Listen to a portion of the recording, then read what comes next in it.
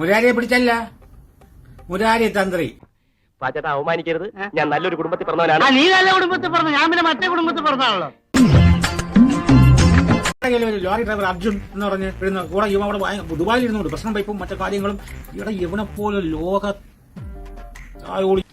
ഇവനെയൊക്കെ നാട്ടുകാരുടെ മുമ്പിൽ കുനിച്ചു നിർത്തി മുള കരച്ച് തേച്ച് ചൂറിന് ചൂടാക്കി നല്ല 10 പേടേക്ക് പിടയ്ക്കണം. പിന്നെ വേറൊരു കാര്യം കൂടെ പറയാം. എന്താ പറഞ്ഞാൽ ഈ കൊച്ചിനെയും കൊണ്ട് പോയ തള്ള അവരൊക്കെ അറിഞ്ഞൂടെ ഇവന്റെയൊക്കെ റീൽസും തേങ്ങയും.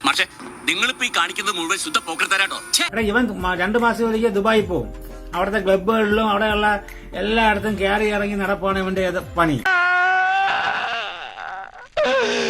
ഇവൻ പറഞ്ഞ എന്തെങ്കിലും ഒരു കാര്യം നടന്നിട്ടുണ്ടോ? അതുപോലെ തിരുവനന്തപുരത്ത് എടുത്തോണ്ട് ഒരു കലിയുഗത്തായില്ലേ, അവനും ഇവനെ പോലെ അകത്താവും താമസിക്കാം. പറ്റുന്ന വാക്കൊന്നും പറയാടി. ഇപ്പോഴും നമ്മളെ കേരളത്തിലുള്ള കുറെ ആൾക്കാർ വിചാരിച്ച് വച്ചേക്കണം പരശുരാമായി മെഴുകെറിഞ്ഞാണ് കേരളം ഉണ്ടായത്.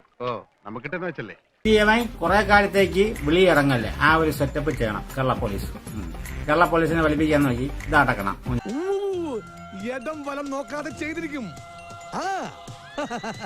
ഒരുത്തൻ അപകടം പറ്റി ആസ്പത്രി കിടക്കുമ്പോഴല്ല ചെറ്റവർത്താനം പറയല്, മനസ്സിലായോ?